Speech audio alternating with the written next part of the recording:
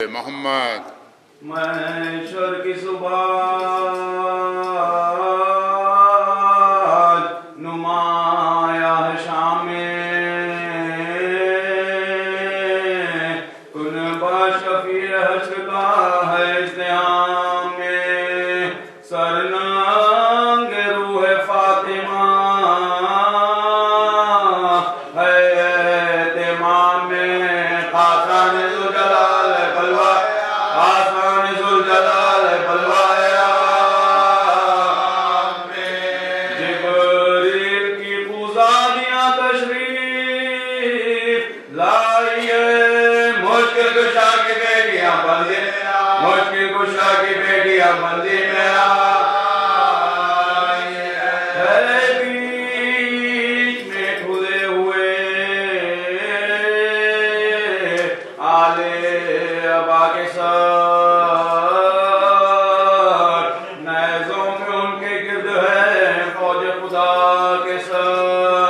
بچوں کے سر بزرگوں کے سر اقربا کے سر روتے وارثوں کے سروں کو روتے وارثوں کے سروں کو دکھا سر رکھ کے زانوؤں پہ جو وارث کو روتے ہیں ظالم سروں میں نیزوں کی نوکیں چبو ظالم سروں میں نیزوں کی نوکیں چبو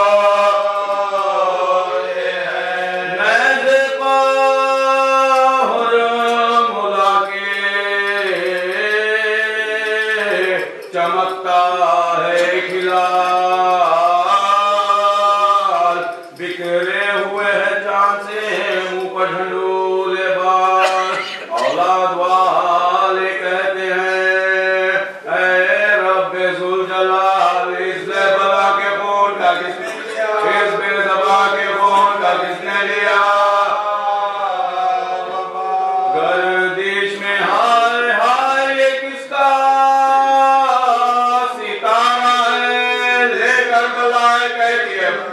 لے کر بلائے کہتی تھی بانو ماں بولے سب ایک بار وہ آئے گناہگار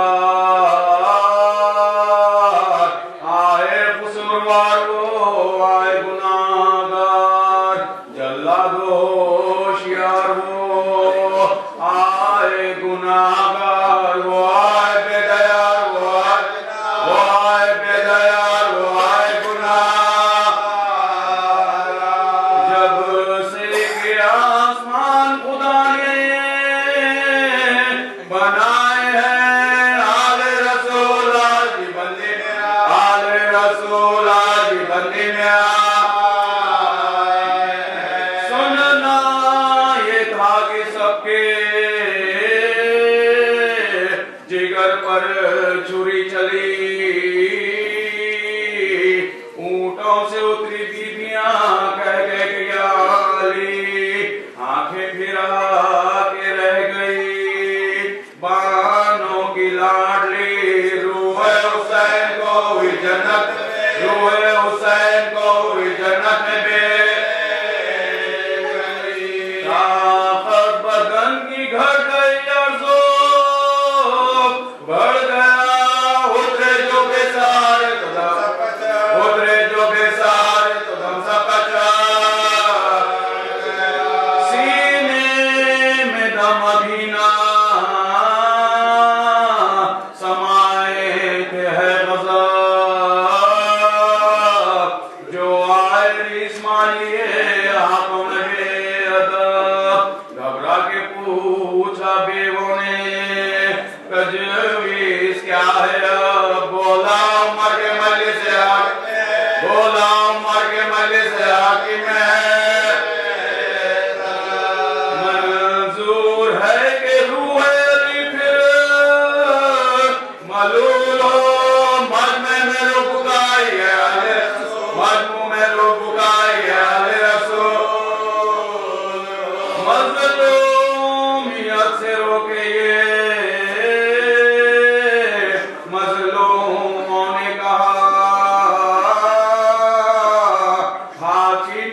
خوشی ہے تو پھر عذر ہم کو کیا، بازار میں تو پھر چکے بے مخنع و ردا، آسان کرے گا مشکل دربار، آسان کرے گا مشکل دربار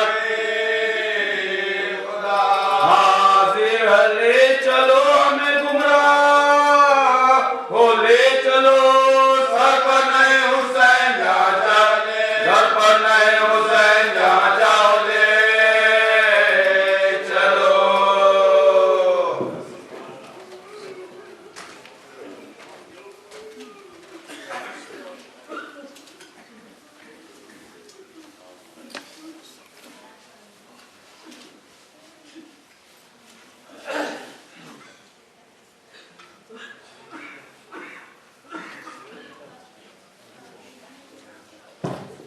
مومنین آپ لوگوں سے ایک سورہ فاتحہ کی التماس ہے۔ مرحوم طاہر حسین جعفری، غدیر فاطمہ، بطول فاطمہ، ممتاز فاطمہ، سلمان جعفری، صبیحہ سلطان، عشرت علی اور جملہ حاضرین مجلس کے مرحومین اور جملہ شہداء کی ارواح کے لیے سورہ فاتحہ۔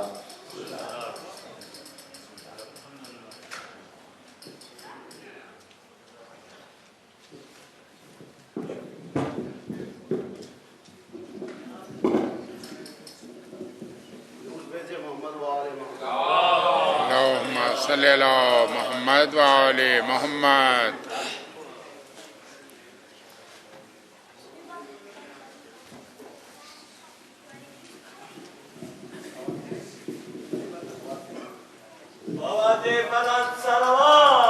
اللهم صل على محمد وآل محمد۔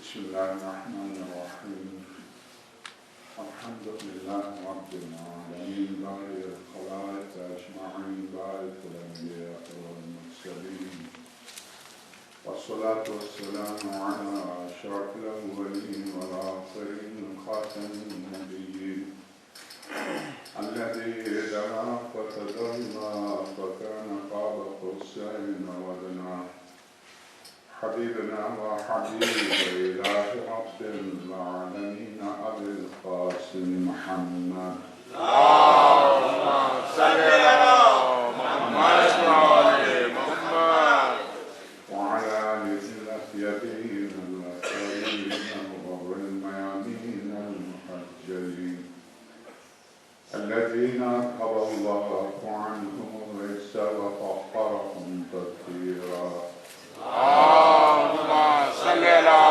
محمد وآل محمد ونعمة الدائمة على أعدائهم أجمعين من أول يوم ظلمهم إلى لقاء يوم الدين، وبعد فقد قال الحكيم في محكم كتابه العظيم ومبرم خطابه الكريم قوله الحق وهو أصدق القائلين بسم الله الرحمن الرحيم ألف لام ميم ذلك الكتاب لا ريب فيه هدى للمتقين الذين يؤمنون بالغيب ويقيمون الصلاة ومما رزقناهم ينفقون صدق اللهم صل على محمد وآل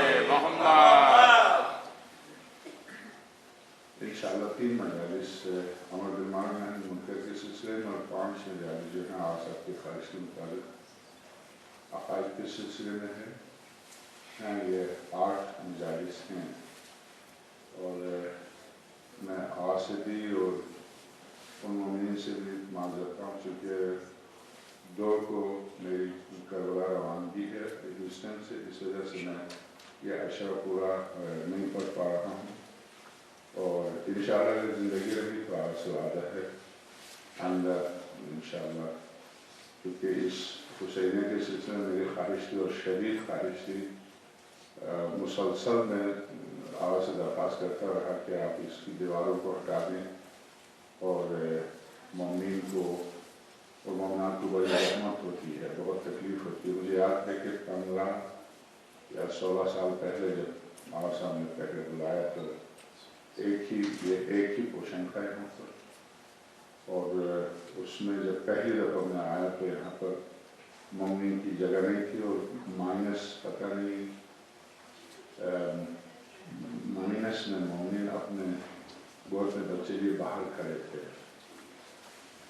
تو مجھ سے مجلس نہیں پڑی جا رہی تھی۔ ظاہر ہے کہ آپ کسی کو تکلیف میں دیکھیں گے تو اس طرح سے ممکن ہے کہ آپ سکون سے، تو میری مسلسل خواہش تھی۔ اس کے بعد پھر الحمدللہ مومنین کے تعاون سے اتنا بڑا حسینیہ آقا صاحب کے لیے خدا نے لطف کیا، مومنین نے محنت کی، اور یہ حسینیہ جو اس وقت آپ کے سامنے واقع میری خواہش تھی کہ ایسا ہو تو پھر انسان سکون سے اطمینان سے کسی خاص موضوع پر، اور خاص طور سے وہ بھی پہلے عشر میں جو مجمع ہوتا ہے، اب جو جتنا مجمع ہوتا ہے اس کے حساب سے آقا امام زمان رضی اللہ عنہ مدد بھی کرتے ہیں، اور واقعی مدد کرتے ہیں، اور انہی کی مدد سے الفاظ، انہی کا کیا ہوتا ہے الفاظ، تو انہی کی مدد سے گفتگو کرنے والا اگر خلوص سے منبر پر آئے تو سب کچھ انہی کی طرف سے ہوتا ہے۔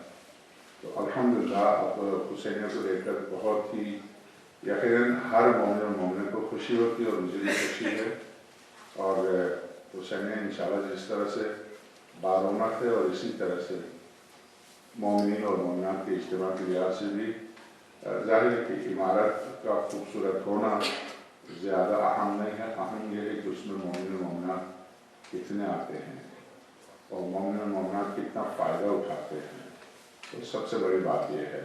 تو انشاءاللہ امید ہے جس خلوص سے اس کی بنیاد رکھی گئی ہے اسی خلوص کے ساتھ مومنین تشریف لائیں گے، اور یہاں سے ائمہ علیہ السلام کی ولایت، اور حقیقتاً جو کہ آج آپ دیکھ رہے ہیں دنیا میں جو قتل و غارت ہے، اس قتل و غارت کے سلسلے میں جو شدید ترین روایات ہیں اور عجیب ترین روایات ہیں، جیسا کہ میں علائم ظہور پر آقا صاحب نے جو موضوع دیا اس پر بھی میں پورا اشرف کر چکا ہوں، عصمت انبیاء پر مجھے یاد ہے، یہیں پر پورا اشرف میں کوئی موضوع رہا نہیں، حتیٰ جنات پر پورا رمضان پڑھا میں نے، مطلب تفسیر سورہ جن کی تفسیر پر، یہ جو ہم آپ کہتے ہیں السلام علیکم یا امام الانس والجان، امام زمان اللہ خدا کے سلسلے میں ظاہر ہے کہ حضرت حجت رضی اللہ تعالیٰ شریف صرف میرے آپ کے امام نہیں ہیں، جنات کے بھی وہی امام ہیں اور انسانوں کے بھی وہی امام ہیں۔ خیر اس موضوع پر ہماری گفتگو نہیں ہوئی کہ اب انشاءاللہ کہ حضرت جنات پر کس طرح سے، یعنی امامت جیسے انسانوں پر آپ امامت کے فرائض انجام دیتے ہیں کہ آئی تھی، اسی طرح سے جنات کے ساتھ بھی آپ اپنے فرائض امامت انجام دیتے ہیں، اور اس کی کیفیت کیا ہے؟ صرف جنات کے سلسلے میں ان کا ایمان لانا اور امیر المومنین کی جنگ ان کے ساتھ، اور پھر قرآن کریم اس پر ایک رمضان میں یہاں بات ہوئی تھی، مگر ائمہ علیہ السلام سے کس طرح سے وہ فائدہ اٹھاتے ہیں، اور واقع کربلا میں جنات کا کیا کردار تھا، واقع کربلا کے بعد ان کا کیا کردار رہا، اور اب اس وقت مکتبہ اہل بیت کے بارے میں جنات کا کیا کردار، یہ اگرچہ عجیب ضرور ہے مگر یہ کہ بہت ہی آقا امام زمان رضی اللہ عنہ کی تشریف آوری میں انسانوں اور جنات سب کا کیا کردار ہے، اس پر آخری مجلس ہوگی چونکہ آقا نے خواہش کی ہے، مگر اس وقت چونکہ شروع سے لے کے اس مجلس کے شروع ہونے تک میں صرف عقائد پر گفتگو کرتا آیا ہوں، ولایت تکوینی پر، اور اب یہ مجالس چونکہ پانچ مجالس، 8 مجالس میں سے 3 مجالس امر بالمعروف و نہی عن المنکر کے سلسلے میں، اس کے بعد انشاءاللہ آپ کی خواہش بھی پوری ہوگی، بابا ضرور صلوات ہوئے گا۔ اللہم صلی علی محمد یقیناً آپ الحمدللہ آپ میں سے کوئی یہ نہیں کہہ سکتا کہ میں جاہل ہوں۔ عام طور سے اگر کوئی مسئلہ پوچھ لیا جائے تو کہتے ہیں کہ میں اس معاملے میں جاہل ہوں، ہو سکتا ہے، ظاہر ہے فقہی مسائل کے سلسلے میں حرام و حلال، نماز کے بارے میں، روزے کے بارے میں ظاہر ہے پوری فقہ یا فرض المسائل کسی نے حفظ تو نہیں کی ہوتی ہیں، مگر بچپنے سے لے کر اب تک مسلسل اور متواتر مکتبہ حسین علیہ السلام علیہ میں جس بچے کی تربیت ہوتی ہے، اسی تربیت میں وہ جوان ہوتا ہے، اسی میں وہ بڈھا ہو جاتا ہے، اسی میں وہ اس دار فانی سے اس دار بقا کی طرف جاتا ہے. تو کسی منزل پر یہ نہیں کہہ سکتا کہ میں ناواقف تھا، میں جاہل تھا. اس لیے یہ واحد کائنات کا مدرسہ ہے جہاں پر عقیدے پر، عمل پر، اخلاقیات پر، واجبات پر، محرمات پر، سیاسیات پر، تعلیم پر، تربیت پر، وہ کون سا موضوع ہے جس پر آپ نے تقریر نہیں سنی؟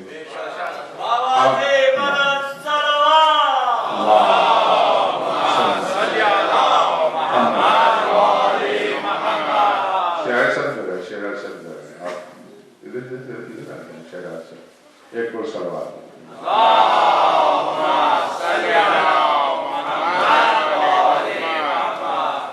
یہ آپ دنیا بھر میں دوسرے مکاتب پر آپ چلے جائیے، عیسائیت میں، یہودیت میں، ہر مذہب میں لاکھوں کا بلکہ ملینز کا مجمع ہوتا ہے.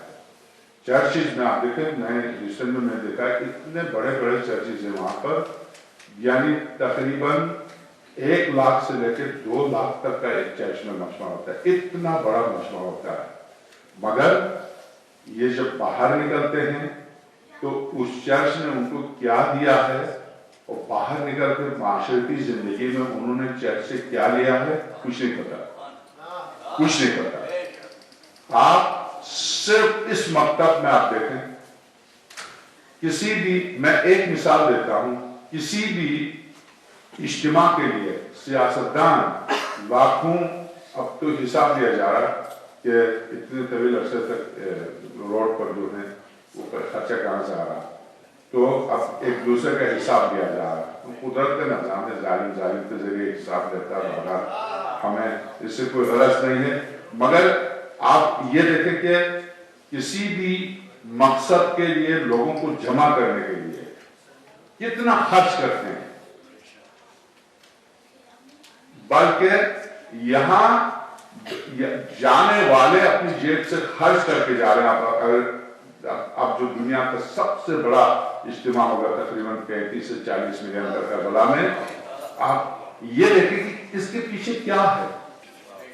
اس کے پیچھے یہی بچپنے کی تعلیم ہے، یہی بچپنے کی تربیت ہے، یہی ماں نے دودھ جو پلایا حسین کہتے ہیں، یہی دودھ کے ساتھ جو آپ نے حسین پیا ہے وہی ہے. کون ہے، کون سا مکتب ہے؟ پاکستان سے 3 مہینے پیدل چلے. کون سا مکتب ہے جس میں کسی ہستی سے اتنا عشق ہو؟ کون سا مکتب ہے سوائے مکتب ہے اہل بیت کے، سوائے حسین ابن علی کے؟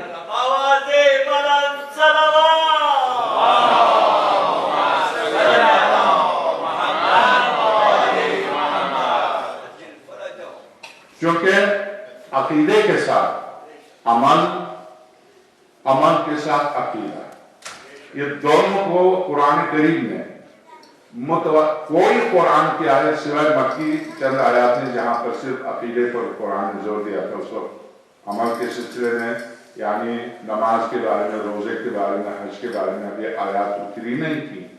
اس وقت قرآن کریم نے کہا ان الذین قالوا ربنا اللہ ثم استقاموا، وہ لوگ جنہوں نے اللہ کو رب کہا اور اس پر ڈٹ گئے. تتنزل علیہم الملائکہ، ہم ان پر ملائکہ نازل کرتے ہیں. یہ ملائکہ آپ ان سے کیا کہتے ہیں؟ اللہ کا خوف مت کرو، ولا تحزن، تمہیں غمگین ہونے کی ضرورت نہیں. وَأَبْشِرُوا بِالْجَنَّةِ الَّتِي كُنْتُمْ تُوعَدُونَ، ہم تمہیں اس جنت کی بشارت دینے ہیں جن کا تم سے میرے حبیب نے وعدہ کیا. اس جنت کا ہم تمہیں بشارت دینے ہیں. وَأَبْشِرُوا بِالْجَنَّةِ الَّتِي كُنْتُمْ تُوعَدُونَ نَحْنُ أَوْلِيَاؤُكُمْ فِي الْحَيَاةِ الدُّنْيَا. یہ فرشتے ایک نہیں، 500 کے قریب فرشتے اس شخص کے پاس آ کر کہتے ہیں نحن اولیاءکم فی الحیات الدنیا، تمہاری پوری زندگی میں تمہیں احساس نہیں ہوتا تھا، جب تم لا الہ الا اللہ کہتا تھا ہم تیرے گرد پروانوں کی طرح تیرا طواف کرتے تھے. نحن اولیاءکم فی الحیات الدنیا، تیری پوری زندگی میں ہم تیرے ساتھ تھے، تیرے آگے پیچھے تھے. وفی الآخرہ، اور جب تجھے سپرد خاک کر کے تیرے بچے، تیری اولاد، بیوی، سب تجھے سپرد خاک کر کے مٹی ڈال کے پلٹ آئیں گے تو ہم تجھے وہاں کرنا نہیں چھوڑیں گے، ہم تیرے ساتھ وہیں ہوں گے قبر میں، اور تیری قبر سے لے کے آخرت تک، وفی الآخرہ، آخرت تک تیرے ساتھ ہوں گے، جب تک تجھے جنت کے دروازے سے داخل نہ کرے اس وقت تک ہم تیرے ساتھ ہوں گے. سورہ حامیم فصلت آیت نمبر 30. یہ آیت اس شخص کے بارے میں نازل ہوئی ہے کہ واقعاً اس وقت نماز پڑھنا، روزہ رکھنا، حج کرنا، زکوٰۃ دینا، سارا دین پر عمل کرنا آسان ہے اس وقت کلمہ پڑھنا مشکل تھا.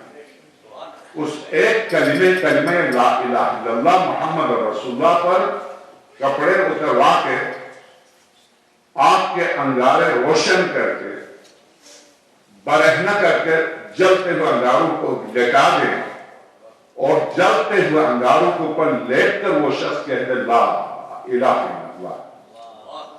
یہ اس کی نماز بھی ہے، یہ اس کا روزہ بھی ہے، یہ اسی کا، یہ قرآن کہتا ہے ان الذین قالوا ربنا اللہ ثم استقاموا، کہا اللہ رب ہے اور آگ کے انگاروں پر لیٹ کر بھی کہا کہ وہی ہے، بس اس کے سوا کوئی نہیں، وہی ہے. تو ہم بھی کیا کرتے ہیں، جب وہ آگ سے اٹھتا ہے تو ہم ڈاکٹر اپنے ہاتھ سے بیچتے ہیں، تم جاؤ ان کے مرہم کرو. یہ ملائکہ آگر کیا کہتے ہیں، کیا کرتے ہیں، مرہم پٹی کرتے ہیں اور کہتے ہیں کہ اللہ کا خافو مت کرو، ولا تحزنوا، غمگین مت کرو، وَأَبْشِرُوا بِالْجَنَّةِ الَّتِي كُنْتُمْ تُوعَدُونَ، خوش ہو جاؤ، تمہاری بارگاہ الہی میں تم پہنچ گئے، تم خوش ہو جاؤ. یہ یہاں پر صرف عقیدے پر، وہ بھی توحید پر گفتگو کی، اس لیے کہ مکی آیا ہے، نماز کے بارے میں، روزے کے بارے میں حکم نازل نہیں ہوا تھا. مگر سورہ تکویر، سورہ واقعہ تکویر، یہ سورہ تکویر نازل ہو چکی تھی جب کسی جنگ میں سرور کائنات مدینہ ہجرت کر چکے تھے، کسی جنگ میں تشریف لے گئے. جب جنگ میں جاتے تھے دور تک تو ظاہر ہے دن رات چلتے چلتے، پیدل چلتے چلتے سب تھک جاتے تھے. تو سرور کائنات صلی اللہ علیہ وسلم کی روش یہ تھی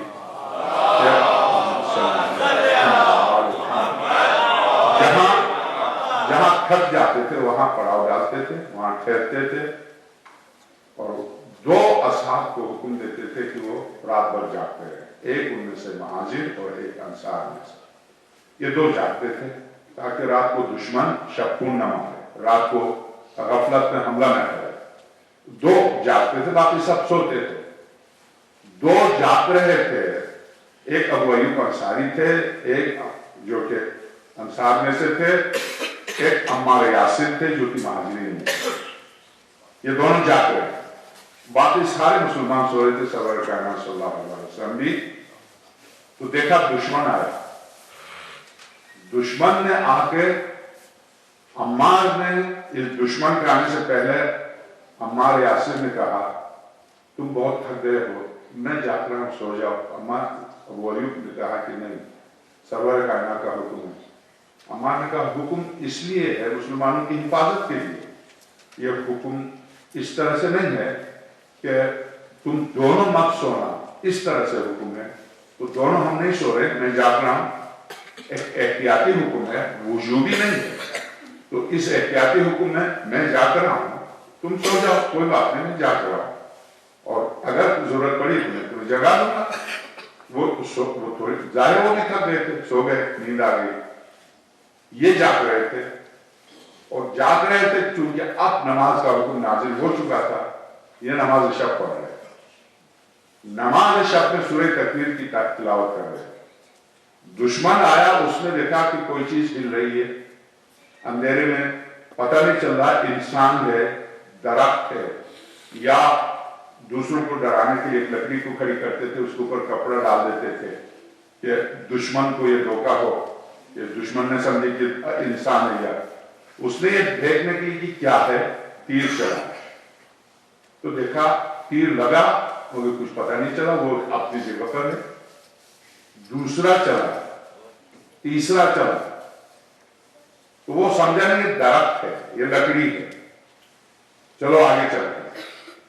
جب وہ قریب آئے تو عمار نے فوراً نماز مختصر کی, ابو ایوب کو اٹھایا اور دشمن قریب آیا تو اس کو تیر اندازی کر کے دشمن کو بھگایا. جب ابو ایوب انصاری اٹھے تو دیکھا اس کے اندھیرے میں کوئی پانی بہ رہا. کہا عمار یہ تم نے پانی گرایا؟ کہا نہیں پانی نہیں, میرا خون ہے. کیا مطلب ہے؟ قسم خدا کی اگر سرور کائنات کا حکم نہ ہوتا کہ دشمن نہ آنے پائے تو میں سورہ تکویر کی تلاوت کر رہا تھا, مجھے پتہ نہیں تھا, میں دنیا میں تھا ہی نہیں, میں آخرت میں تھا. میرے سامنے قیامت تھی. اذا الشمس كورت واذا النجوم انكدرت واذا الجبال سجرت واذا البحار سجرت.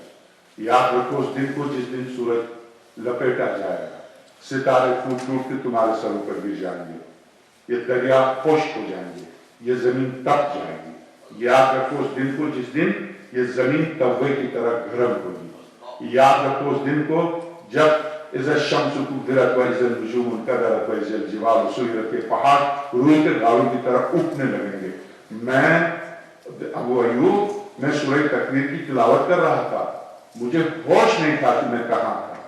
یہ اگر سرور کائنات کا حکم یہ قریب آئے اور حکم مجھے یاد آ گیا, میں نے اس لیے تجھے جگایا, ورنہ میں تجھے جگاتا بھی نہیں اور میں گر جاتا, تیر کھا کے مر جاتا, مگر مجھے پتہ بھی نہ چلتا. سرور کائنات کے حکم نے مجھے فوراً میں نماز میں مختصر کی.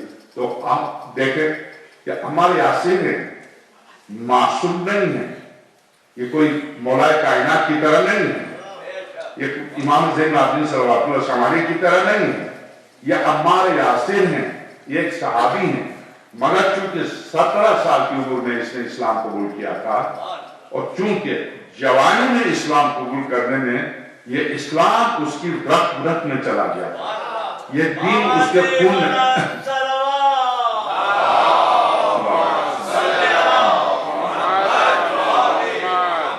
اس لیے اس کی پوری زندگی.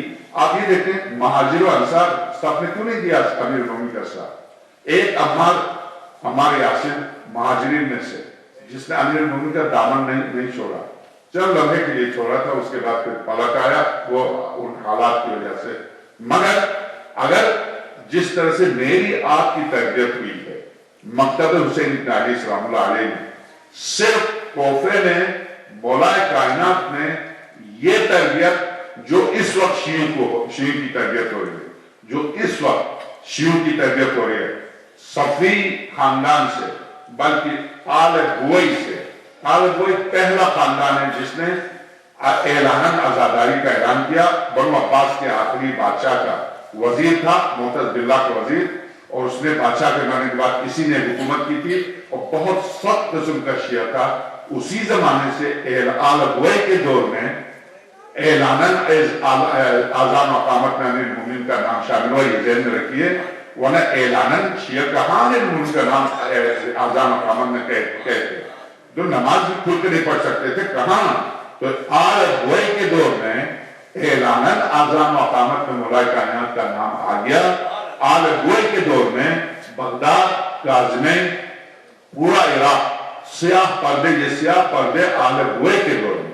اس کے بعد پھر صفی خاندان نے جب حکومت کی تو ظاہر ہے کہ وہ خود امام حسین کاظم کی اولاد سے تھے اور انہوں نے مکتب کے لیے سارے علماء کی مجلسی کی اور اسی طرح سے علامہ الراملی کی تمام علماء کی انہوں نے سرپرستی کی. اور اس طرح سے اس کے دور میں یہ مکتب بالکل کھل کے, یعنی جلوس کی صورت میں پہلا جلوس جو آل بوئی کے زمانے میں نکلا بغداد میں, پہلا جلوس جو ازاداری کا جلوس تھا, اور در و دیوار کو حکومت نے سیاہ پردوں سے سجایا آل بوئی کے دور میں. سن 400 ہجری میں, سن 300 ہجری کے آخر تک اصلاً متوکل جیسوں کی حکومت میں مجال نہیں تھی کسی کی کہ وہ زبان کھولے. آپ یہ تو لکھیے ایک شخص کا نام علی ہے, حجاج بن یوسف رحمۃ اللہ علیہ کے پاس آگے کہتا ہے مجھے معاف کر دے, یہ نام میرا باپ نے رکھا, میں نے نہیں رکھا. یعنی نام کسی کا علی رکھنا جرم تھا, نام کسی بچی کا فاطمہ رکھنا جرم تھا, نام کسی بچے کا حسن و حسین رکھنا جرم تھا, اور وہ پورا گھر جلا دیا جاتا تھا. یہ کب تک؟ 85 سال بنو امیہ کے دور میں, اور بنو امیہ کے اختتام پر اس کے بعد بنو عباس کے دور میں 300 سال تک, یعنی 400 سال تک یہی صورت رہی. تو اس صورت میں کس طرح سے مکتب باہر آتا, کس طرح سے مکتب پھیل جاتا, کس طرح سے. کلینی اسی دور میں دور بنو عباس کے تھے, اصول کافی چھپ کے لکھی, اور لکھنے کے بعد جب انہیں شک ذرا سا شبہ ہوا کہ میں نے 20 سال محنت کر کے اصول و فروع 12 جلدوں پر مجھے 4 جلدیں اصول کافی اور 8 جلدیں فروع کافی کے میں نے جو لکھا ہے محنت کر کے 20 سال میں, اگر اس میں ایک ذرا سی غلط روایت نقل ہوئی ہے تو قیامت تک آنے والی نسل عمل کرے گی اور مجھ سے بات پرس ہوگی تو نے غلط روایت کیوں نقل کی. میں کیا کروں جب تک معصوم کی تائید نہیں ہوگی. یہ کتاب میں مارکیٹ میں نہیں لے کے جاؤں گا, یہ کتاب میں باہر نہیں نکالوں گا. تو رات بھر روتے رہے. جب یہ سوئے تھے تو آقا امام جوان روح اللہ فضا کو خواب میں دیکھا.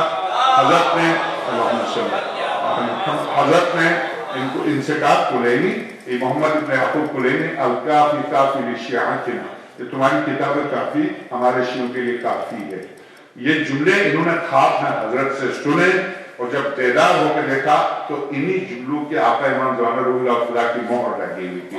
اس کے بعد اس کتاب کو مارکیٹ میں لے کے آئے, ورنہ یہ کتاب مارکیٹ میں نہیں لاتے. اور اتنی احتیاط کے غلام, ان کا نوکر کلینی, محمد ابن یعقوب کلینی کا نوکر, اس کے ہاتھ سے چائے لے کے جا رہا تھا ہوا کے لیے, برتن ہاتھ سے گرا ٹوٹ گیا, تو اس نے تبرہ بھیجا.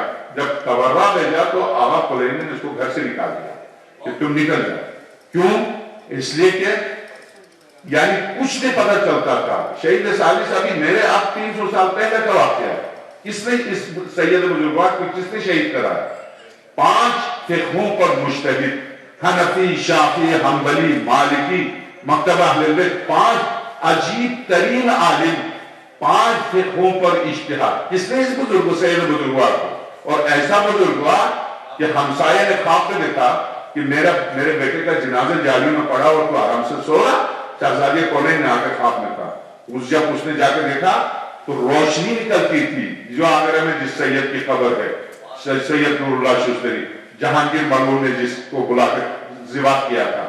کس بنا پر؟ نوکر نے, نوکر بن کے, مخلص بن کے, یعنی دھوکے سے احقاق الحق اور ابطال الباطل جو ان کی کتاب تھی, یہ کتاب, اس کتاب کا نسخت چرا کے لے کے گیا اور جہانگیر کے سامنے پیش کیا. تو یہ پوری کی پوری کتاب مکتبہ اہل بیت کے حقانیت میں دلائل اور دوسرے مکاتب کی رد میں لکھی ہے. احقاق الحق ابطال الباطل نام سے خود پتا. تو اس کتاب کو چونکہ اس کی شکایت کرتے رہتے تھے جہانگیر کے ہاں, جو لمبی داڑھی والی یہ شیعہ ہے آپ کو نہیں پتا, تو حضرت یہ آیت اللہ نور اللہ شستری بتاتے نہیں تھے, مگر جب ان کو پتا چلا یہ شیعہ ہے, اور جب یہ کتاب نوکر چرا کے چھپا کے لے کے گیا جہانگیر کو دکھایا, اور جہانگیر نے بلا کے سامنے سب کے سامنے اس سید کو ذبح کیا. ذبح کے لاش بھی نہیں دی, دفن ہونے نہیں دی, لے جا کے لاش کو جالی میں پھینک دیا. جہاں پھینکا تھا تذکرۃ المجید کے نام سے ان کی شہادت کے اوپر کتاب چھپی ہے کراچی میں, اس کو آپ دیکھ سکتے ہیں. تذکرۃ المجید اس کتاب کا نام ہے. اس میں شہید بزرگوار کی پوری سوانح حیات لکھی ہوئی ہے. اس میں اگرچہ ان کی کتاب احقاق الحق کی پہلی جلد کے شروع میں مقدمے میں بھی ان کی پوری زندگی ہے, اور قصص العلماء میں بھی اس بزرگوار کی زندگی ہے. مجالس المومنین کے نام سے ان کی کتاب, ان کی 10 کتاب ہے, اس میں بھی ان کی زندگی ہے. مگر تذکرۃ المجید میں ان کی شہادت ہے. شہادت کے سلسلے میں کی شہید کیسے ہوئے, تو میں آپ سے عرض کروں, جی ہاں کلینی نے جس طرح سے کلینی کے زمانے سے یا اس سے پہلے جس طرح سے علماء نے شہید اول کو شہید اول کیوں کہتے ہیں, کون تھے, شہید ثانی کو شہید ثانی کیوں کہتے ہیں, کون تھے, انہوں نے فقہ جیل میں لکھی, اور شہید ثانی نے جیل سے ان کی فقہ نکالی, پھر اس شہید اول کو ذبح کیا, ٹکڑے ٹکڑے کیا, پھر شہید ثانی کو اسی طرح سے, اور شہید ثالث ہندوستان میں شہید اول و شہید ثانی جو ہیں وہ عراق میں، بغداد میں اور شام میں. میں آپ سے کہوں جی ہاں، ان علماء کرام نے سر ہتھیلی پر رکھ کے مکتب اہل بیت کی خدمت کی، اور یہ مکتب اس طرح سے ہم تک پہنچایا کہ کوئی پرواہ نہیں کی، مگر انہیں اگر پرواہ تھی تو صرف ایک بات کی کہ کسی طرح سے یہ مکتب حفاظت کے ساتھ آئندہ نسل تک پہنچ جائے. اور ہم سکون سے بیٹھ کے، آرام سے بیٹھ کے میں گفتگو کر رہا ہوں، آپ سن رہے ہیں، نہ کسی بنو عباس کا خوف ہے، نہ بنو امیہ کا خوف ہے.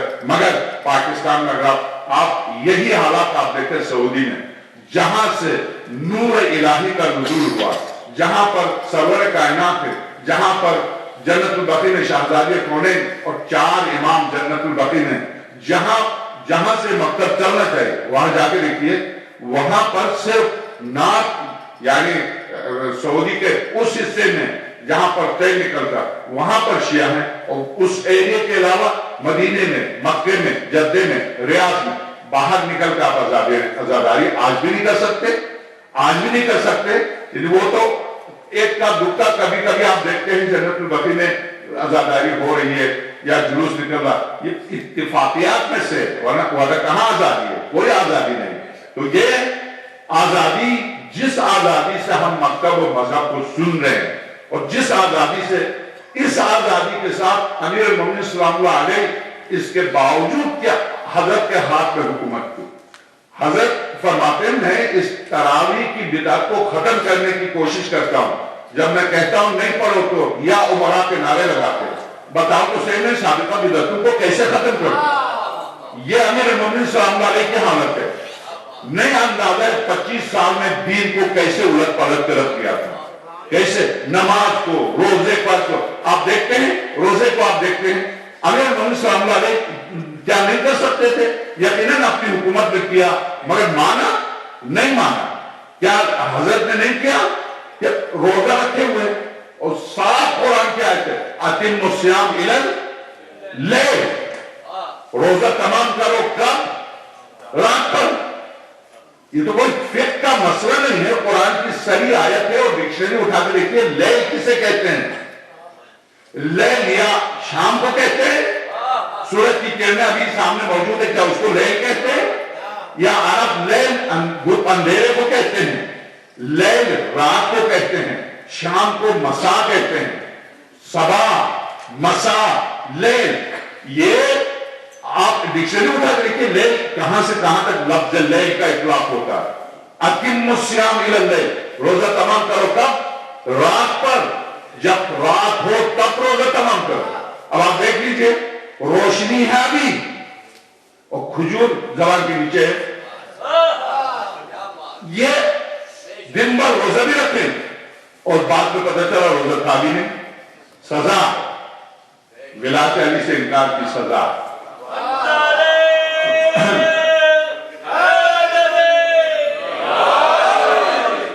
مولا کائنات صلی اللہ علیہ وسلم کی زندگی میں مجالس المومنین میں تلاش کرو، مل جائے تو میں ایک خط آج سے 300 سال پہلے مشہد پر حملہ کرنا چاہا آذربائیجان سے. عبداللہ نامی بادشاہ تھا اور کٹر خوارج سے تعلق رکھتا تھا، مشہد پر حملہ کر رہا تھا. مشہد کے ایک عالم نے ان کو خط لکھا،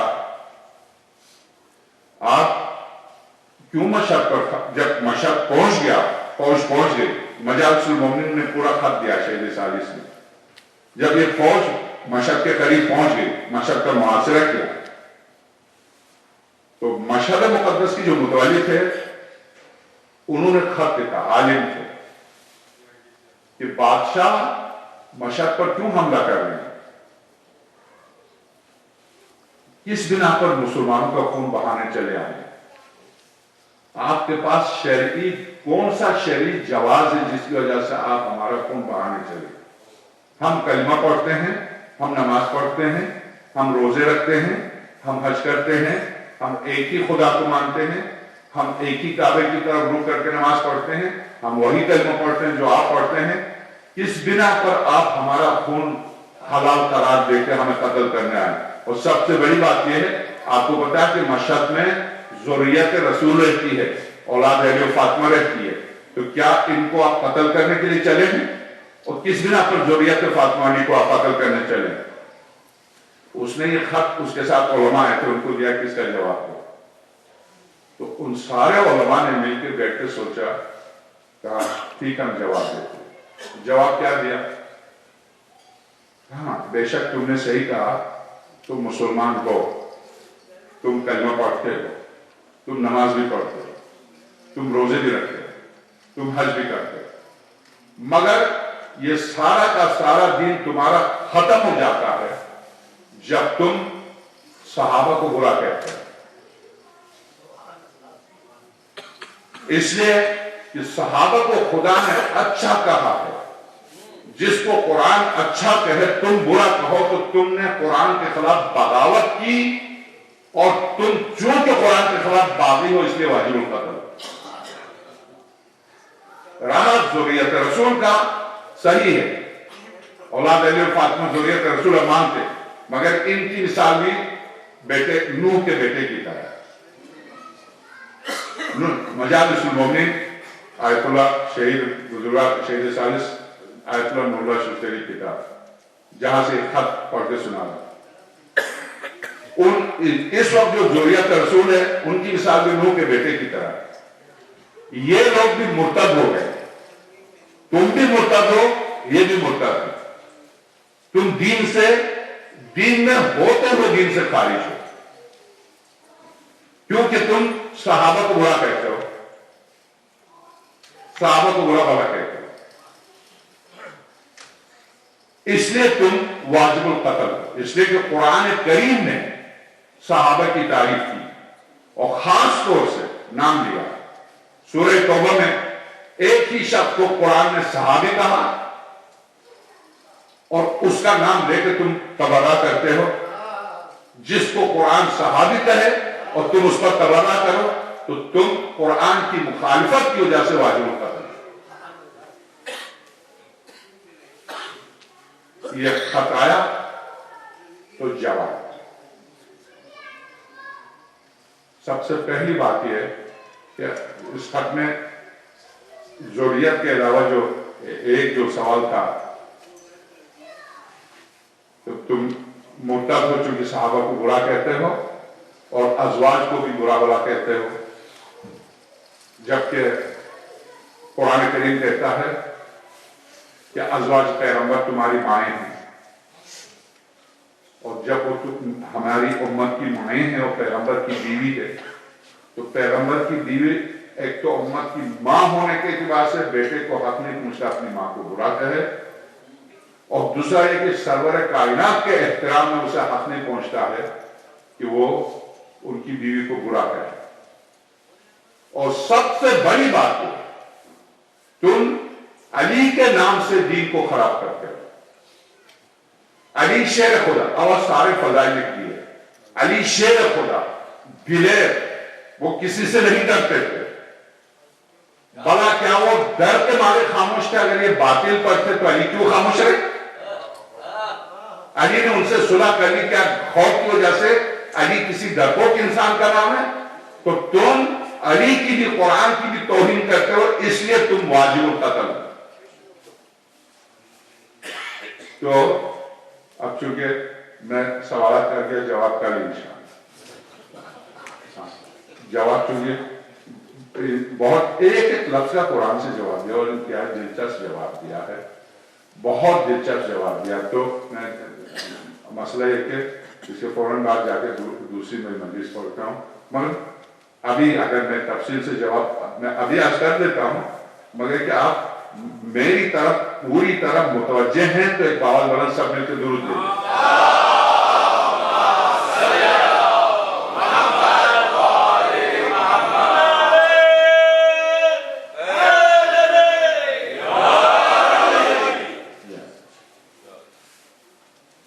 جواب، آپ نے صحابی کے بارے میں آپ نے لکھا کہ ایک ہی شخص کو قرآن نے صحابی کہا اور تم اس کے لیے برا کہتے ہو، اور آپ نے سورہ توبہ کا حوالہ دیا، اس پر اس لیے میں عرض کر رہا تھا، میں کل قرآن لے کر آؤں گا تو اس پر بہت تفصیل سے گفتگو ہوگی، مگر مختصر جواب ابھی دیتا ہوں۔ کاش آپ پوری آیت پڑھ لیتے، صحابی کے بعد آگے بھی چلتے آپ، اسی صحابی کے لیے قرآن کیا کہہ رہا اسی آیت میں، کوئی دوسری آیت ہے اسی آیت میں، آپ آگے بھی چلتے۔ یہ آیت میں کل تلاوت کروں گا، کل قرآن لے کر آؤں گا، تلاوت کر کے بتاؤں گا کہ قرآن کیا کہتا ہے۔ رہا صحابی کے بارے میں، لفظ صحابی آپ بھی جانتے ہیں، ہم بھی جانتے ہیں، ہر دنیا عرب جانتی ہے، صحابی ساتھی کو کہتے ہیں۔ ساتھی کے لیے دین و ایمان و تقوی کی شرط نہیں، اسلام کی شرط نہیں، مسلمان ہو ساتھ رہ رہا ہو تو ساتھی ہے، مشرک ہو ساتھ رہ رہا ہو تو ساتھی ہے۔ آپ سورہ یوسف کو بھی دیکھیے، خط میں جواب دیا، سورہ یوسف کو بھی پڑھیے،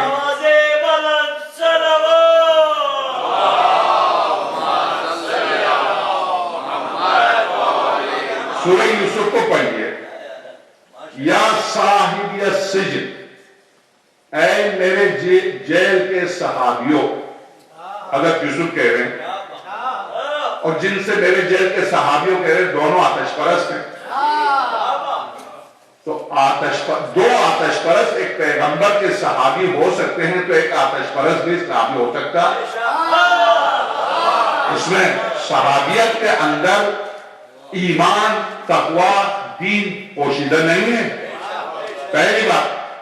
دوسری بات، نہیں بلکہ سورہ توبہ پر کیا قسم سے، جب میں حضرت امام خمینی رحمۃ اللہ علیہ نے جو خاک شفا پر جو تنقید کی ہے ایک وہابی نے، اس پر امام خمینی رحمۃ اللہ علیہ نے جو جواب دیا ہے، مصباح الہدایہ من الخلافۃ للولایہ، ان کی کتاب ہے، اس میں جو جواب، اتنا لطیف جواب، جب مراجع جواب دیتے ہیں تو ظاہر ہے اس علم کے مطابق جواب دیتے ہیں کہ خاک شفا پر جو بہت بدتمیزی سے تنقید کی، خاک شفا، یہ کربلا کی خاک تمہیں شفا دیتی ہے، تو شیعو تو پھر یہ ہسپتال، یہ ڈاکٹر، یہ میڈیکل کالج، یہ یونیورسٹی بند کر دو، یہ خاک شفا کی دکانیں کھولو اور لے کے بیٹھ جاؤ، اور جس کی آنکھ میں درد ہو، پیٹ میں درد ہو، گردے میں درد ہو، جس کو جو تکلیف ہو، خاک شفا کی دکانیں کھول کے بیٹھ جاؤ، اس کو بلا کے خاک شفا دو اور ٹھیک ہو جائے گا۔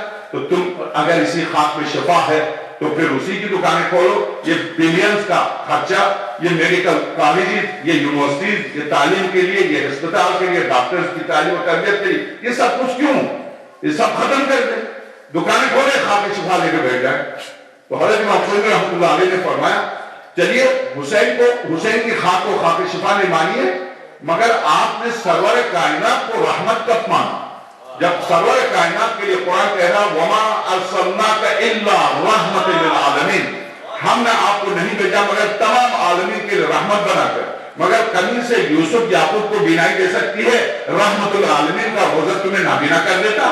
تم نے پیغمبر کو کب رحمت مانا جو حسین کو مانو گے؟ اگر پیغمبر کو سمجھتے تو تم حسین کو بھی سمجھتے، مگر اب میں تمہیں بتاتا ہوں، اگر خاک شفا کو شفا نہیں سمجھتے، نہیں مانتے، یہ تو مان جاؤ سورہ نحل نے شاد کے بارے میں کہا وَفِيهِ شِفَاءٌ لِلنَّاسِ، یہ صریح قرآن کی آیت ہے، اس شاد کے اندر تمام کائنات انسانیت کے لیے شفا ہے۔ تو میں خمینی تم سے کہتا ہوں کہ آل سرود یہ سارے ہسپتال، یہ سارے ڈاکٹر، یہ سارے میڈیکل سب بند کر دے اور شاد کی دکانیں کھول کے بیٹھ جائے، شاد کی دکانیں کھول کے بیٹھ جائے۔ یہ تو مان جاؤ شاد کے بارے میں قرآن کی آیت ہے، وہ تو روایت نہیں ہے۔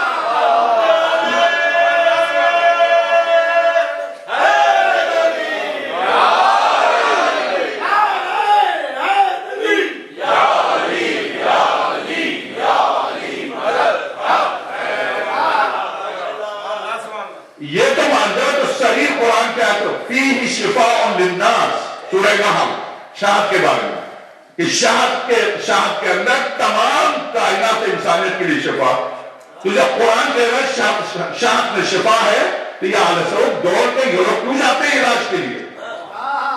شہد پی لے، شفا پا جائے، جو جواب تمہارا ہوگا وہی جواب میرا ہوگا، مگر چونکہ تم خاتم الانبیاء سورج کو پلٹا سکتے ہیں، مگر آل سعود وہی کے وہی رہ گئے۔ خاتم الانبیاء پتھروں سے کلمہ پڑھوا سکتے ہیں، مگر آل سعود وہی کے وہی رہ گئے۔ تو میں صرف تمہیں سمجھانے کے لیے بتا دوں کہ جس میں شفا کی صلاحیت ہوتی ہے اس کے لیے شفا ہے، خاک شفا جس میں شفا کی صلاحیت ہوتی ہے اس کے لیے شفا ہے، یہ ہر ایک کے لیے شفا نہیں ہے۔ تو یاد رکھو، ہاں بارش کے لیے قرآن نے کہا کہ بارش کے ذریعے ہم مردہ زمین کو زندہ کرتے ہیں۔ جس زمین کے خطے میں زندگی کی صلاحیت ہوتی ہے وہ زندہ ہوتی ہے، ورنہ وہ زمین جو مردہ ہو چکی ہے وہ اگر قیامت تک بارش برستی رہے تو اس میں زندگی نہیں آ سکتی۔ وہ درخت جس کی جڑیں خشک ہو گئی ہیں، جس میں اب حیات کی صلاحیت نہیں ہے، اس کو اب پانی دیتے جائیں تو اس کی جڑیں سڑ جائیں گے اور زندہ نہیں ہوگا۔ تو جس کی جڑیں ابھی سڑی نہیں ہے اس درخت کو پانی دو تو وہ زندہ ہوگا۔ تمہاری تو جڑیں ہی سڑ گئی ہیں، تمہیں خاک شفا کیا شفا دے گی؟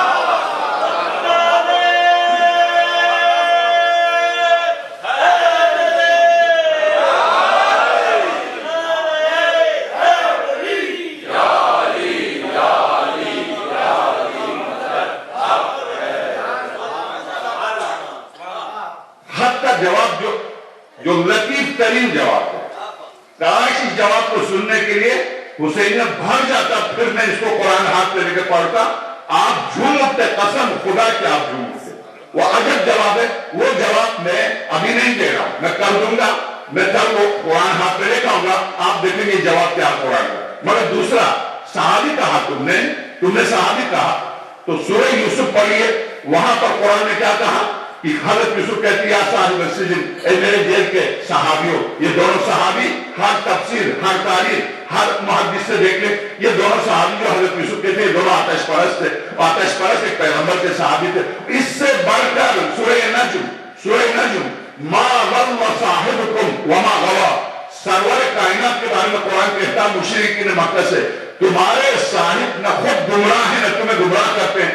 خاتم الانبیاء کو مشرکین کا صاحب قرار دے رہا، تو کیا مشرکین اگر صاحب ہونے فضیلت ہے تو سب سے بڑی فضیلت مشرکین کو ہونی چاہے، پیغمبر جیسا شخص ان کا صحابی۔ ما ضل صاحبکم وما غوا، سورہ نجم۔ تو لفظ صاحب میں کوئی شرف نہیں ہے، کوئی فضیلت نہیں۔ رہا یہ کہ تم نے سورہ فتح کا حوالہ دیا کہ خدا بیعت رضوان والوں سے راضی تھا، تم جن کو برا کہتے ان سے خدا راضی تھا، تو تم پوری جس طرح سے تم نے سورہ توبہ کی پوری آیت نہیں پڑھی، سورہ فتح کی بھی پوری آیت تم نے نہیں پڑھی۔ یہ تو بتاؤ کہ یہ بیعت رضوان 6ویں بیعت تھی کہ پیغمبر خدا ہر جنگ کے بعد دوبارہ بیعت کیوں لیتے تھے؟ کیا تم بتا سکتے ہو؟ اس لیے بیعت رضوان صرف اس بات پر تھی کہ اب بھاگنے والے نہ بھاگے، تو کیا بیعت رضوان کے بعد نہ بھاگے؟ اگر نہیں بھاگے تو واقعی ان کی تعریف ہے، اگر بیعت رضوان کے بعد جنگ خیبر ہوئی پھر بھاگے تو ان پر لعنت بھیجتا قرآن، وہاں کہاں کون سی تعریف ہے؟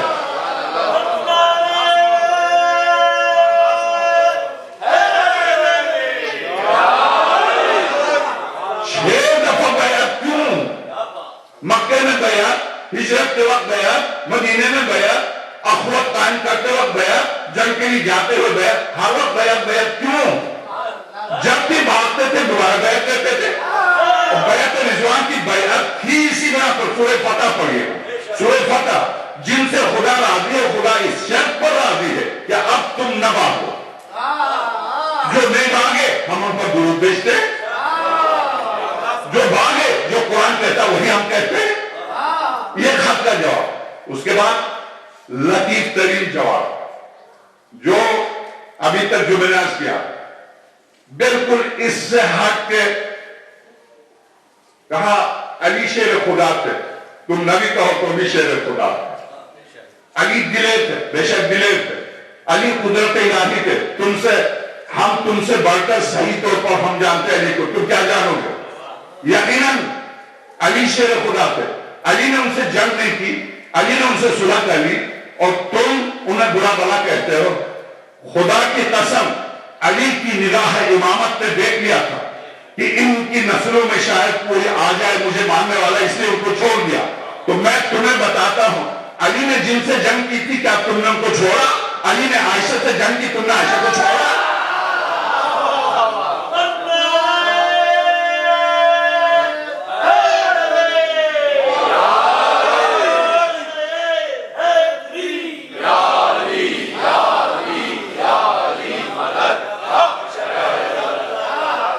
علی نے عائشہ سے جنگ کی، کیا تم تم نے اس کو چھوڑا نہیں, تم نے علی کو چھوڑا, عائشہ کو نہیں چھوڑا. چلیے وہ تو زوجہ پیغمبر تھی, معاویہ کیا تھا, علی نے معاویہ سے جنگ کی, تو نے کہا علی کے مقابلے میں معاویہ کو چھوڑا. جو قوم علی کے مقابلے میں معاویہ کو نہ چھوڑے, اگر علی عمر و ابوبکر سے جنگ کرتے تو تم علی کو چھوڑتے, ان کو نہیں چھوڑتے. علی نے سوچا کہ چلو کلمہ تو پڑھنے چاہتی, ان کی نسل میں کوئی ماننے والا پیدا ہو.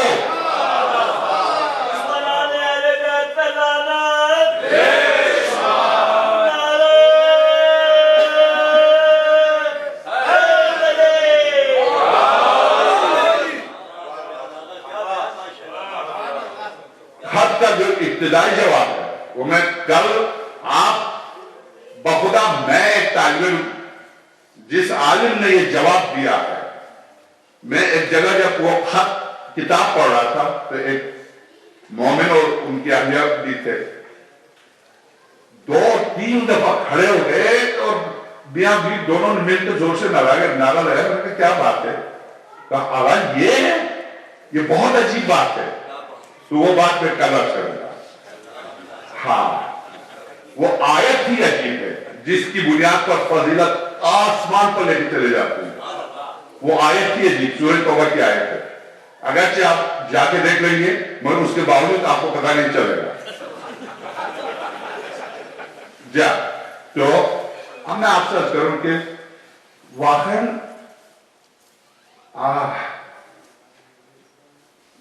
اب میں اپنی مجلس کو مختصر کروں گا آگے مجھے لینے کے لیے. تو بہرحال ورنہ میں ابھی تو میں نے کتاب کھولی نہیں تھی کہ دونوں کتابیں لے کے آیا تھا پڑھنے کے لیے. میں سوچ رہا تھا اب پڑھنا شروع کروں گا, تو کیا کروں اس کے بعد مجلس سے میں معذرت خواہ ہوں آپ سے. مگر واقعاً آپ یہ دیکھیں کہ علی نے سب سے بڑا مسئلہ یہ پیش کرتے ہیں, علی نے ان سے جنگ نہیں کی, علی نے ان سے جنگ نہیں کی. ذہن میں رکھیے اگر آپ سے کوئی سوال کرے تو آپ کہہ سکتے ہیں مجھ میں اس وقت میرے پاس اس کا جواب نہیں. یقین جانیے آج اگر ذرا سی ہمت کر کے سوال پر سوال کریں ان کے عالم سے, آپ بے بس کر لیں گے. یہ مکتب علی ہے, یہ مکتب علم ہے. اس مکتب کے بانی نے واحد شخصیت ہے جس نے سینے پر ہاتھ رکھ کے کہا تھا جو چاہو پوچھ لو. مشکل کمی ہے میرے مکتب میں کمی نہیں, میرے علم میں کمی ہے میرے مکتب کے علم میں کمی نہیں. میں ناقص العلم ہوں, میرا مکتب الیوم اکملت لکم دینکم, میرا مکتب کامل و اکمل ہے. میں کسی ناقص کو میں نے اپنی رہبریت کے لیے منتخب بھی نہیں کیا. جس قوم نے اپنی رہبریت کو کامل سے اکمل کو منتخب کیا ہو اس قوم کے مکتب و مذہب میں کسی سوال کے جواب میں کوئی کمی نہیں ہے, کوئی کمی نہیں ہے. اسی لیے واقع کربلا سے متعلق شیعہ تھے, شیعوں نے بلایا تھا, کہاں گئے شیعہ؟ آپ تاریخ اٹھا کے دیکھیے کتنے شیعہ تھے. ہاں بلانے والوں میں شیعہ تھے, کتنے شیعہ تھے؟ 70 شیعہ تھے. شیعہ کس کو کہتے ہیں؟ مولا کائنات کو خلیفہ بلا فاصل ماننے والے. کتنے شیعہ تھے؟ خلیفہ بلا فاصل ماننے والے کتنے تھے؟ 70. یہ 70 بھی جب امیر مومن سے قریب ہوتا پتہ چلا کہ پیغمبر کا خلیفہ کون ہوتا. جب امیر مومن نے دیکھا, انہوں نے دیکھا کسرا کی کھوپڑی سے گفتگو کر رہے اور کھوپڑی کو ٹھوکر مارے وہ زندہ ہو رہی ہے, اور انہوں نے دیکھا جب علی کے پاس آگے کہتے مردے کو زندہ کر رہے ہیں, درخت سے کہا چلو چل رہا ہے, سورج کو پڑھتا. جب امیر مومن کے سارے وہ معجزات جو خاتم الانبیاء نے قرآن کریم خاتم الانبیاء کے نقل کیے ہیں, وہ سارے معجزات جب مولا کائنات سے دیکھے تو اب سمجھے کہ پیغمبر کا جانشین اصل میں ہوتا کو. یہ لوگ کتنے تھے؟ 30 تھے. یہ 30 کہاں گئے تھے؟ اس 30 میں سے 40 واقع کربلا سے پہلے شہید ہو گئے. ان میں ایک میثمہ تمار ٹھیک واقع کربلا سے 10 دن پہلے یہ شہید ہوا. میثمہ تمار واقع کربلا سے ٹھیک 10 دن پہلے شہید ہوا. میسم تمار کے ساتھ 39 اور آدمی تھے جو شہید ہوئے. یہ حجر ابن عبید کون تھے؟ تیرماک غازی کون تھے؟ ساسا ابن سوحان کون تھے؟ حمید ابن زیاد کون تھے؟ یہ شیعہ یہ دہشت شیعہ تھے. 70 تھے، ان میں سے 40 واقع کربلا سے پہلے عبید اللہ ابن زیاد لعنت اللہ علیہ نے سب سے پہلے ان کو گرفتار کیا، ایک ایک کو. حضرت مسلم کے ساتھ دے کر یہی کھڑے ہوئے تھے. ہانی ابن عروہ کون تھے؟ یہی تھے جو جیل میں تھے. ہانی ابن عروہ کو شہید کیا. اسی طرح سے آپ سلیمان ابن سرد خدائی جس کے گھر میں میٹنگ ہوتی تھی جو 95 سال کا تھا، یہ کون تھا؟ یہ شیعہ تھا. اس کو 95 سال کی شخص کو کیا کیا؟ ٹکڑے ٹکڑے کر دیے اور اس کے گھر کو جلا دیا. یعنی 40 شیعہ کوفے کے واقع کربلا سے پہلے 40 شیعہ میثم کے ساتھ ٹکڑے ٹکڑے کر دیے گئے اور 30 شیعہ کو میثم کے ساتھ ٹانگ دیا اسی درخت کے اوپر، اسی لکڑی کے درخت پر الٹے ٹانگ دیا، ان کی گردنیں کاٹ دی. اور 30 شیعہ جو باقی بچ گئے تھے، مسلم بن سجد تھے، حبیب بن مظاہر تھے، اسی یہ لوگ پہنچ گئے تھے کربلا. اب باقی جو آئے تھے حسین کے مقابلے پر یہ بتاؤ وہ کون تھے؟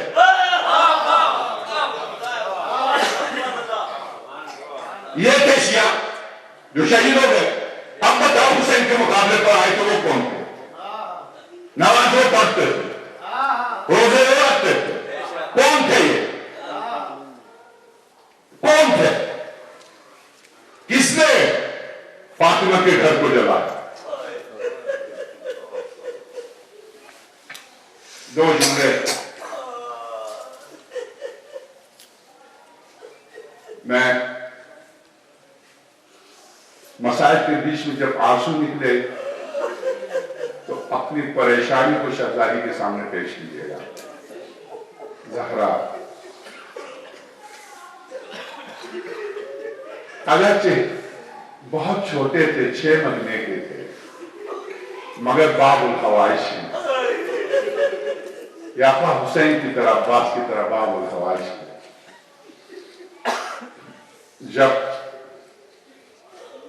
مختار کے سامنے حمید ابن مسلم لایا گیا تو حمید سے کہا یہ بتاؤ تم اس رات تک تھے، تم نے کیا لکھا؟ حمید نے سب بیان کیا.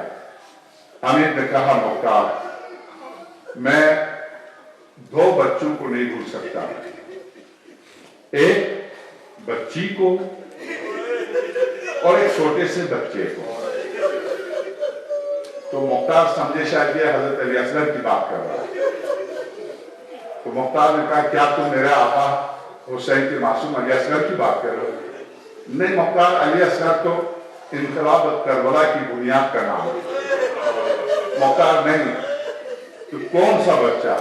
کہا جب خیمے جل گئے تھے ایک خیمہ رہ گیا تھا، اس خیمے سے سیدانیاں نکل کے نہیں دے رہی تھی. میں نے دیکھا شمر ملون اس خیمے کی طرف بڑھ رہا اس کو آگ لگانے کے لیے. میں دوڑ کے گیا، میں نے قلم دعوت نیچے رکھا، میں نہر آقامی کی طرف بیٹھ کے لکھ رہا تھا. میں دوڑ کے گیا کہ نہیں بس اب بہت ہو گیا.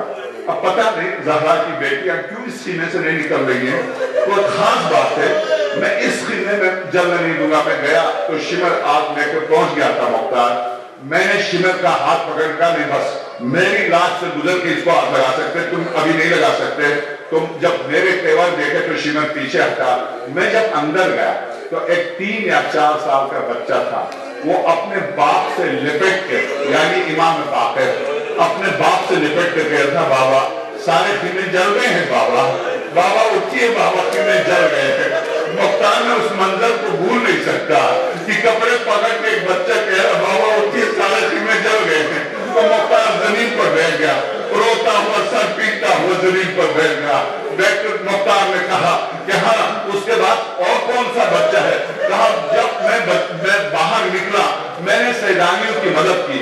جو بیمار اس خیمے میں پڑا ہوا تھا اس کو نکالنے میں نے سیدانیوں کی مدد کی. سیدانیوں کی مدد کر کے اس بیمار کو باہر نکالا. مختار جب باہر نکالا تو میں اس جوان کو باہر نکال کے میدان میں چھوڑ کر پھر میں چلا لکھنے کے لیے. میں جب چلا ہوں مختار تو اب میں نے دیکھا کہ اس خیمے میں آگ لگا دی شمر بلور نے. جب شمر نے آگ لگا دی تو میں نے پلٹ کے دیکھا آخر میں نکلنے والی معصوم بچی تھی جس کی دامن کو آگ لگ گئی. اور جب یہ بچی روتی ہوئی دادا کہتی ہوئی آئی تو مختار میں نہر القمہ کے قریب بیٹھ کے لکھ رہا تھا، میں نے دیکھا بچی میرے قریب آ رہی ہے، تو میں اٹھا، بچی نے ننھے سے ہاتھ جوڑے، کانپتی ہوئی کہا عائشہ میرے پاس کچھ بھی نہیں ہے، تم مجھ سے کیا لوگے؟ میں نے کہا بیٹے نہیں، میں دامن کی آگ بجھانے کے لیے آیا ہوں۔ میں نے جب دامن کی آگ بجھا دی تو کانپتی ہوئی بچی نے دونوں ہاتھ جوڑے کہا عرب آج تک مجھ پر رحم کرنے والا یہاں کوئی نہ تھا، تو نے رحم کیا، تیرے بچوں کے لیے میں دعا دوں گی مجھ پر اتنا اور رحم کر، مجھے نجف کا راستہ بتا دے، میں نجف جاؤں گی۔ میں نے کہا یہ ننھی سی جان اور یہ برہنہ پیر نجف کیوں جاؤ گی؟ نجف میں کون ہے؟ اس نے ننھے سے ہاتھ جوڑے، نجف میں میرے دادا ہے۔ محتاجت میں نے غور سے اس بچی کی طرف دیکھا تو میں نے دیکھا اس کے کانوں سے خون کے قطرے تھے، اس کے کانوں سے خون کے قطرے ٹپک رہے تھے۔ ننھے سے ہاتھ جوڑ کے کانپتی ہوئی بچی نے کہا مجھے نجف کا راستہ بتا دے۔ میں نے کہا بیٹے یہی راستہ نجف کی طرف جا رہا ہے۔ دادا کہتی ہوئی بچی جب نجف کی طرف چلی تو مختار میں نے اپنی آنکھوں سے دیکھا نجف کی طرف سے ایک سوار کو آتے ہوئے، وہ سوار قریب آیا۔ میں نے کہا کاش بچی کو اپنے پاس رکھ لیتا، نہ معلوم یہ کیا کر گزرے اس بچی کے ساتھ۔ وہ جب قریب آیا تو سوار نے بچی کو زانوں پر بٹھایا، سینے سے لگا کے کہا میرے بیٹے کہاں جاؤ گے؟ کہا دادا کے پاس، آنے والے کا دادا تجھ پر نثار ہے، دادا تمہارے پاس آیا، تم کہاں دادا کے پاس جاؤ گی؟ یہ کہہ کے آنے والا بھی رو رہا تھا، بچی بھی رو رہی تھی۔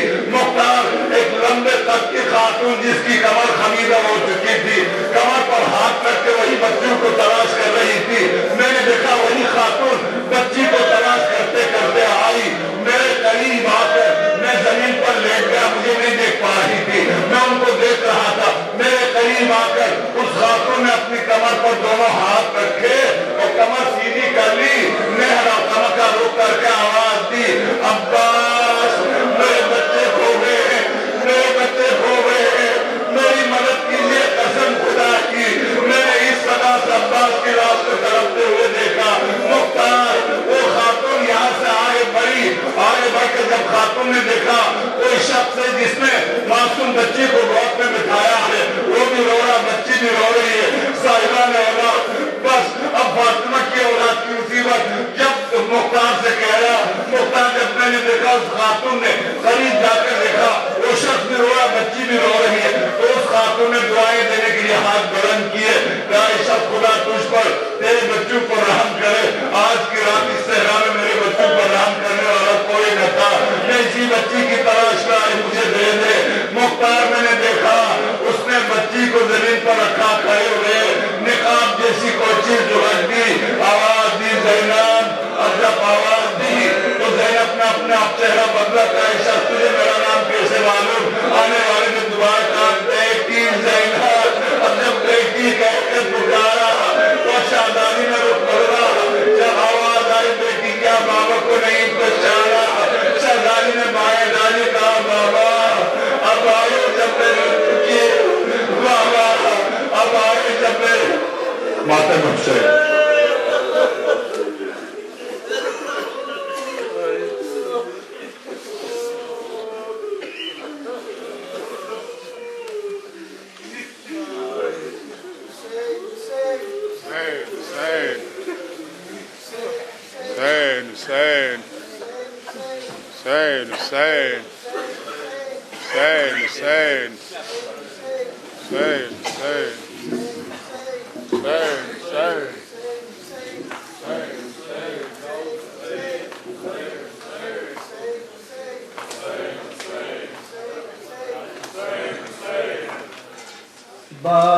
بازار میں ستمگر زینب کو لا رہے ہیں، عباس کو بلاؤ، بازار میں ستمگر زینب کو لا رہے ہیں، عباس کو بلاؤ، بازار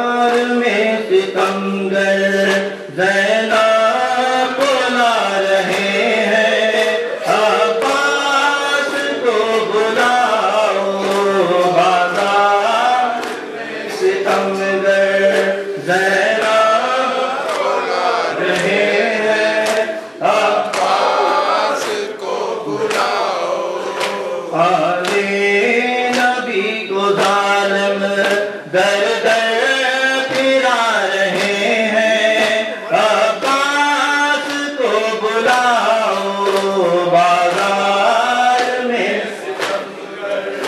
زینب کو لا رہے ہیں عباس کو بلاؤ آلے نبی کو ظالم در در پھرا رہے ہیں عباس کو بلاؤ بازار میں ستمگر زینب کو لا رہے ہیں عباس کو بلاؤ سیدانیاں تو شیخے ماتم میں رو رہی ہیں سیدانیاں تو شیخے ماتم میں رو رہی ہیں اور بے حیات ستمگر خوشیاں منا رہے ہیں عباس کو بلاؤ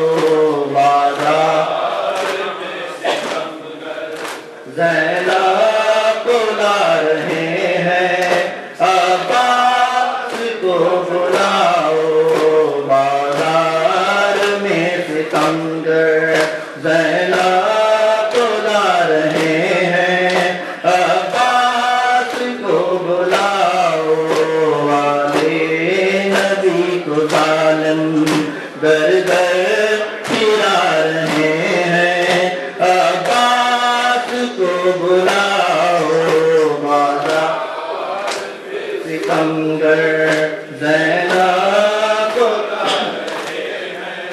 عباس کو بلاؤ ایک عشق پہ ہے جن کے دونوں جہان صدقے ایک عشق پہ ہے جن کے دونوں جہان صدقے ہنس ہنس کے شام والے ان کو رلا رہے ہیں عباس کو بلاؤ بازار میں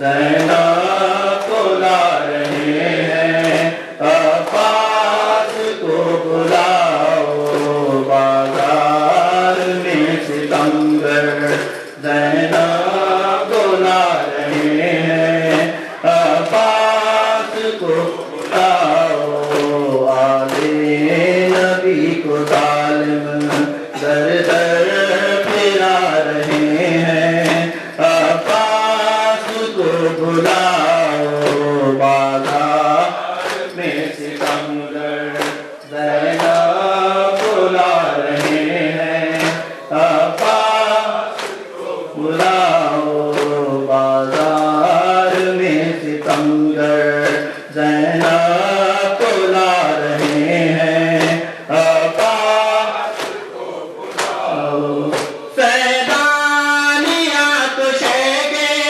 ماتم میں رو رہی ہیں سیدانیاں تو شیخے ماتم میں رو رہی ہیں اور یہ حیات ستمگر خوشیاں منا رہے ہیں عباس کو بلاؤ بازار میں ستمگر زینب کو لا رہے ہیں عباس کو بلاؤ بازار میں ستمگر زینب کو لا رہے ہیں عباس کو بلاؤ ایک ماں تڑپ تڑپ کر فریاد کر رہی ہے ایک ماں تڑپ تڑپ کر فریاد کر رہی ہے سجاد پہ ستمگر درے لگا رہے ہیں عباس کو بلاؤ بازار زینب کو لا رہے ہیں عباس کو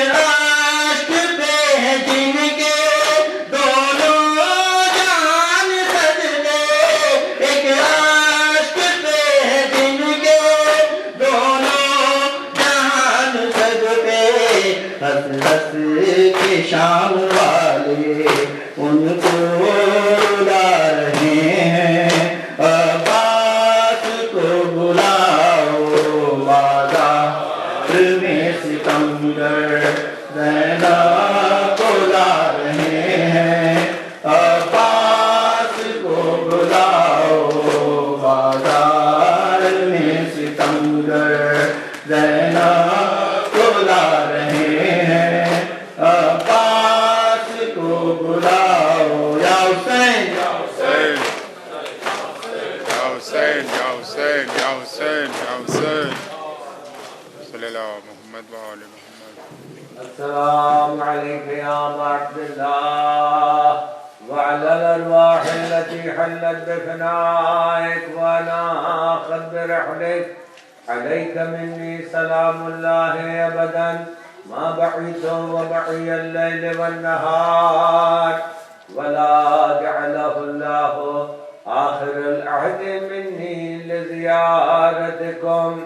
السلام على الحسين وعلى علي بن الحسين وعلى أولاد الحسين وعلى أصحاب الحسين، خصوصا سيدي يا أبو الفضل العباس يا ابن أمير المؤمنين. السلام عليكم ورحمة الله وبركاته. السلام عليك يا غريب الغرباء، السلام عليك يا معين الضعفاء والفقراء، سلطان أبو الحسن علي بن موسى أيها الرضا، كن شفيعنا وشفيع والدينا في يوم الجزاء ورحمة الله وبركاته.